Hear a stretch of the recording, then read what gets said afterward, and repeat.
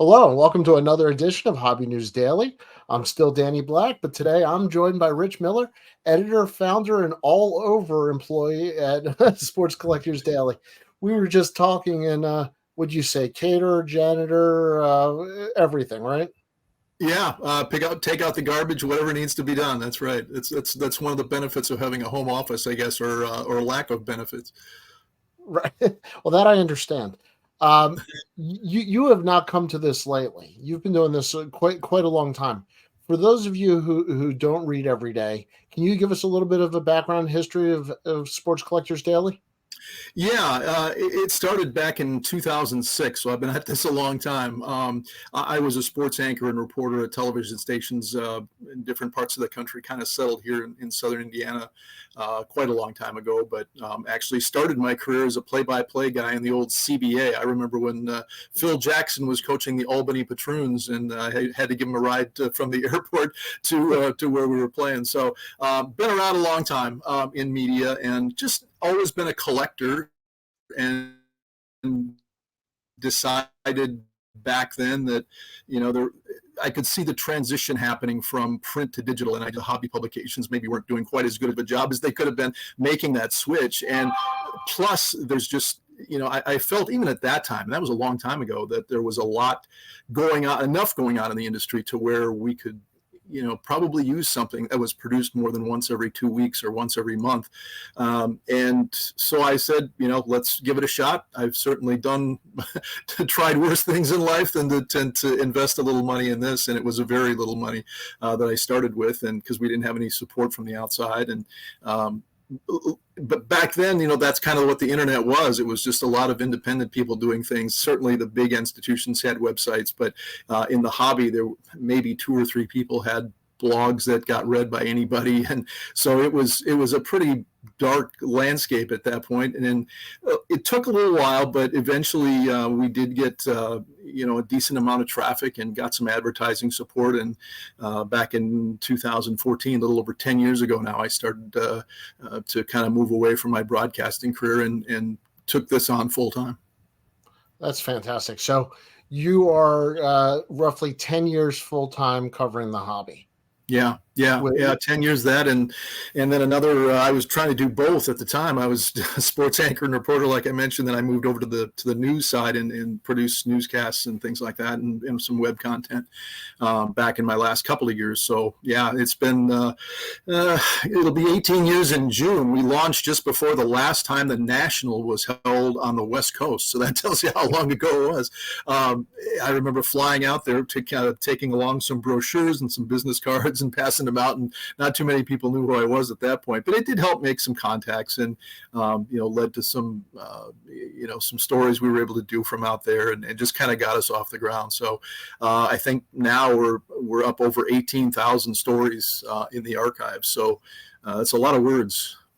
It's a lot of words and a lot of good history. And I think anybody who really follows the hobby these days checks you out on a regular basis. And I'm not, in any way embarrassed to say how much I love reading you guys on a regular basis. So Greatly appreciate that. definitely keep up the good work.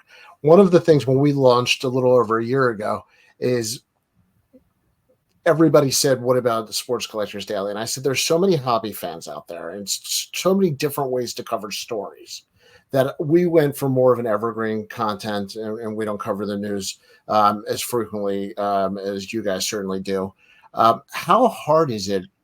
Because I know you work hard and put out a lot of content every day.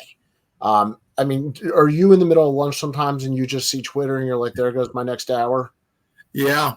Today was one of those days, and this week in general has been like that. But it's honestly, it's been that way now for 3-4 years, where you just never know something is going to happen, when something's going to happen, and there's so many big players in the game now that are interested in this. So it's fun from the aspect of there's a lot to talk about, there's a lot to do. There are very few days anymore where I don't. We're kind of scraping around the bottom of the barrel for content. Luckily, I've got a good group of freelancers who do contribute, and they've done a great job, and most of them have been with me for a while now. So that helps a lot. But yeah, it's and that's the thing people don't realize. I made the commitment to, when I started this, to do 4 stories a day. I thought it was just kind of a good number to shoot for. And I can safely say that 99% of the time since 2006, when people open up that email in the morning or they just go to the website and look, we've got those at least 4 fresh stories on there. That's 20 a week. And I'm writing probably 75 to 80% of that. So it's a lot. And when I'm not writing, I'm editing other people's copy. Doesn't always need a lot of editing, but I always try to review everything. And there's things I have to add that they don't have access to, just for SEO purposes and stuff. But it's excuse me, it's good to have a lot to talk about. There have been days in the past where, there just wasn't going, if you go back 10, 15 years or even 7 or 8 years, there were days where we'd go weeks even sometimes without any real, big, what you'd call hobby news. And that's okay. It enables you to do a lot of features and things like that, which we also do a lot of, telling the stories behind the stuff. And we've had a couple of those this week that are really, fun for me, as somebody who's been around a while and kind of knows the history of the hobby and where things have been, and those are great too. And so we've tried to do a little bit of everything. But yeah, when news breaks, I want people to come to us, and luckily our statistics show that they do that, because they expect me or us to know what's happening, and to let people know what it means, and to kind of have some perspective on it that frankly not a lot of people can have, because I've been around a long time, not just as a writer but just as a collector too. I've been at this since I was a little kid, buying packs way before most of the people who read us were born, I think, now at this point. Well, I started as a dealer about 30 years ago, and what I started 30 years ago, the industry looks nothing like what it does today. Yeah. And I was about to say, just since you've launched, what are some of the biggest changes you've seen in covering the hobby? Yeah, well, I think the licenses have changed a lot. It used to be, of course, when I started, Topps, had most of the products, were coming through them. Of course, there were other entities that had deals. Upper Deck was involved at that time in basketball and football and everything else. And nobody had ever really given Panini a second thought. That was an Italian company. Nobody, Right. People knew they did stickers, and that's about it. So they've really made a pretty big splash since I've been doing this. And the auction business has always been there. We've had auctions going back to the days of Teletrade, back when we made your bids by phone on that website years and years ago, or through print ads in publications. They'd run ads, and you'd write your bids on the back of a postcard and send it in. But that's really become a sophisticated business now, with tons and tons of high-end stuff, and these big super duper 200-300 page catalogs coming out on a regular basis. And I think the proliferation from a modern card standpoint, of the high-end products, there have always been, since you go back to the 90s when you started as a dealer, Stadium Club and some of the Leaf products, and those things were called the high-end thing. But they could never have imagined when those were coming out that we'd see the Topps Transcendent and National Treasures and all those kinds of things that are now thousands of dollars a box. I mean, that was just unheard of. People complained when Upper Deck Exquisite was $500, I think, a box back in the day when they first started. People thought that was just ridiculous. Who's going to pay that? Well, if we only knew. So those are some of the main ones, I think, from that standpoint. But the heart of the hobby is still kind of the same. You go to a show still looks like a show for the most part. A little different with people walking around with their. I was about to say, as of today, that might be different. Yeah. Today, with the Fanatics doing their new announcement with the Fanatics Fest, that'll be interesting to see how that plays out. And I think they're trying to reach out to a lot of different people that aren't necessarily your traditional sports collectors. Um, do you get out to a lot of shows? Do you care to, or are you very picky at this point on when you go? Yeah, I do. I usually go places within driving distance. I don't fly to a lot of shows just because it's a little difficult for me. Obviously, I go to the National every year, but it's a little hard when you do what I do to be able to hop on a plane and be out of touch for a while. And if you go to a show that starts on a Friday, from where I am, you usually have to leave on a Thursday. And but I do travel and go to quite a few shows, and part of that is just still as a collector. I still like to thumb through boxes and buy dollar cards and look for things on my want list. I just found a 1913 Fatima team card I needed to try and get closer to fill it out. I said at the last show I went to down in Nashville, so that was a lot of fun. But then also I like to talk to dealers. I like to occasionally we'll do stories, but sometimes it's just more often than not me just kind of keeping my ears open and hearing what people are talking about, but just having fun too. Because I think you have to be a collector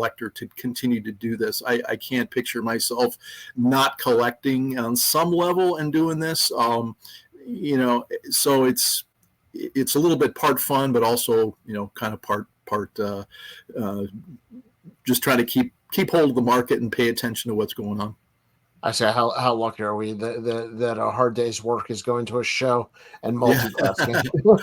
Yeah, not a bad way to make a living and be able to write off your gas money, right? Exactly. So when you go to the show, I find that's one of the best ways to get the pulse of what's going on in the hobby.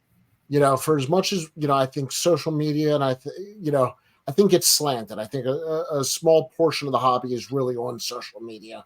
I think a lot of people out there have no idea, who a lot of the influencers are and what's going on in hobby drama. And I think a lot of people just like to collect, like you said, and pure collectors. So from that standpoint, just as a collector, what's your PC? If you were not working in the hobby, what would you be doing collecting? Well, I'm kind of an old school guy. I've always been a set collector because that's what we did when I was growing up through the ranks. I had kind of some, I will call them mentors, but older guys who I knew collected pretty avidly. And since none of my close friends were really into it like I was, I hung around. There you go. I hung around with some of the older guys, and that's what they did. That was what you did in the 70s, because there wasn't the plethora of sets that were coming out all the time. Every other day we have a new set to collect. Back then, you got the Topps basic set, and they might do one or two other little sidebar projects or something. And boy, you got excited when those came out because it was something new. Otherwise, you collected regional sets and whatever you could get your hands on if you wanted to keep current. But for the most part, you went back in time. You tried to fill out your 1968 Topps baseball set. If you're a football card collector, maybe you started as a set from the old days. So that's kind of been the basis of it. But I also I have stuff like World Series programs, old World Series programs, and I have a set of Heartland statues, and just a lot of it's based on what I was able to acquire years and years ago, and just kind of built on that. Luckily or unluckily, I'm in a situation where my office is only so big, so I can't go out and buy a ton of stuff. Yeah, you're kind of bursting at the walls to try and get anything else up, and I've been at this for so many decades. So it's you just kind of get to the level where you're like, well, I can't really buy this because it takes up too much room. I understand, as I'm already putting stickers on my door here, just to fit in a little bit. Before we wrap things up here, where do you see Sports Collectors Daily and sports hobby media in the next 5 or 10 years? Yeah, interesting. There's certainly, you talk about what were things like when I started, the explosion that we've seen in if you want to use the term content, just in the last 3 or 4 years is phenomenal. I mean, you talk about YouTube videos and people doing blogs and Instagram, and it's not all the same. I don't think our site is the same as some guy's Instagram account. They're different types of media, but they are media. They are people who are writing about things or taking pictures and putting pictures up or doing videos. So that is really exploded in the last few years, and people are obviously somehow making some money at it. I would think that some of the YouTubers are probably doing pretty well and have big followings. So I suspect we'll see more of that. And obviously we've got new entrants in the game of quote unquote news websites they're doing this. I think that'll probably continue. We're kind of trending more toward video and things like that. Whether you'll see that on our site, next month is unlikely, but in the near future, I suspect, we'll maybe get into doing some more of that and trying to reach a wider audience through that. But I don't know. I keep thinking that this whole boom that we've seen over the last 4 or 5 years is going to be really hard to keep up. Fanatics is going to have a big impact on that for the people who are into newer cards and into that end of the hobby. The traditional collectors, probably not so much. But I would suspect that, we're riding a little bit of a tight rail here because the products have gotten so expensive. If you are a new card collector, or even if you just dabble in it and you're just buying 4 or 5 different products a year, it's become really hard to keep up with the cost of doing this. Even if you're just a person who buys, maybe you have a favorite player, there's so many parallels and things out there. You can't possibly hope to get everything. So that's, I think it's going to be interesting. People say the economy, it's a lot of, this is kind of an outlet for people, and everybody needs an outlet. So do they, stop collecting just because maybe they don't have quite as much money? I don't know what they do, but maybe they don't buy as much.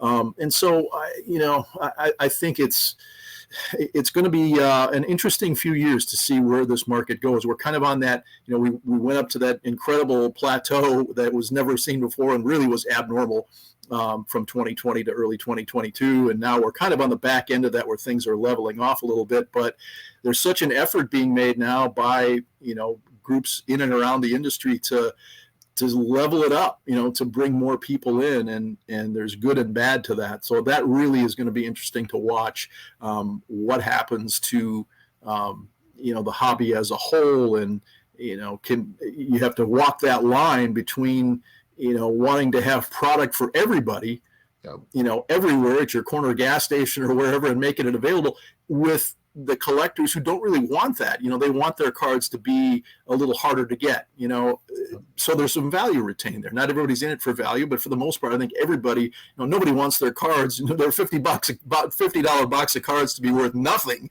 in 5 years. So interesting line to walk. I've written about it before, and it's, we're in a kind of uncharted territory here with Fanatics taking over and having this huge license coming up with all the different companies, and their stake is so huge. So from that end, be pretty interesting to see how it all shakes out. Well, I agree with you on just about all of that.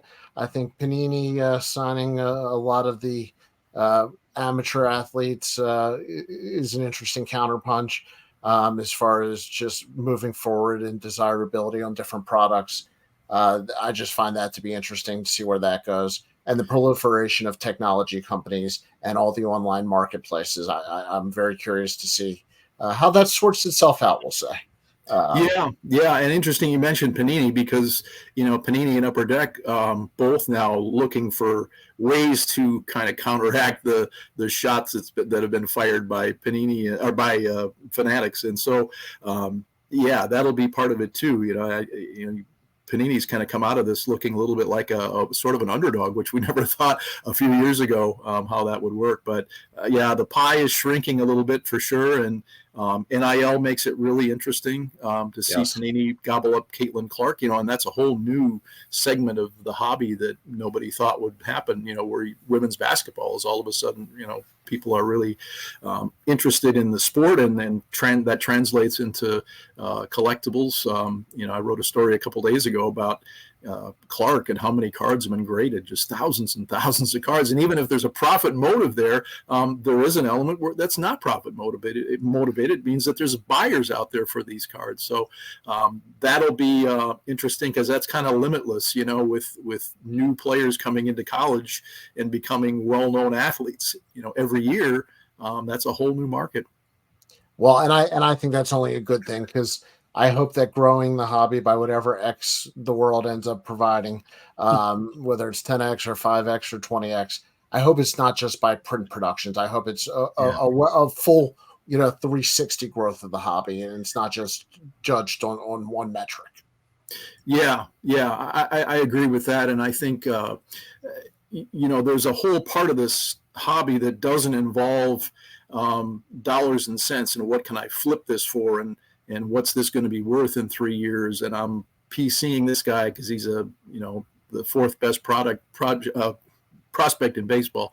There's a fun element to it that doesn't involve that. That I hope people don't forget about, or if they don't know about it, that they can discover it, whether it's through vintage cards or memorabilia, because it's all about history.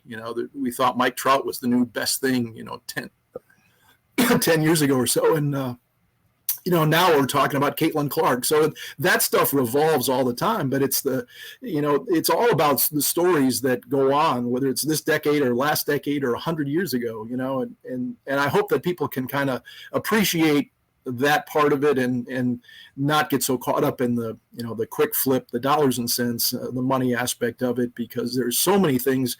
You can be a collector and go to a card show for $20 and have a blast for an hour just digging through boxes and discovering some treasure from 50 years ago or 60 years ago or 70 years ago that's $25 or $30. Old baseball programs and things from historic events, a lot of times, if you look around, are cheap. It's a lot bigger than just taking your slab to the show and trying to flip it. There's so much out there, and I hope that whether it's through our pages, your pages, or whether they read somebody else's blog or YouTube channel, that they figure out that there's a lot more to this than just that. Cheers to that, Rich. Yeah, absolutely. There you go. Very well said. I'm not going to try to top that.